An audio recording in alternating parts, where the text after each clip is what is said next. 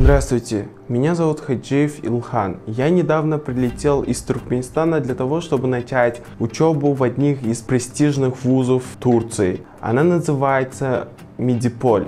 Ладно, поговорим о том, как я прилетел сюда. Мне с этим помогли агентство Тамрат Данышманлык. В августе, когда все это началось, они мне отправили приглашение, и я сдал их в министерство.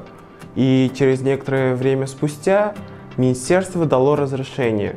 И я смог прилететь и начать учебу. И я уже учусь в первом курсе, и скоро даже начинается второй семестр. И вы также можете сделать.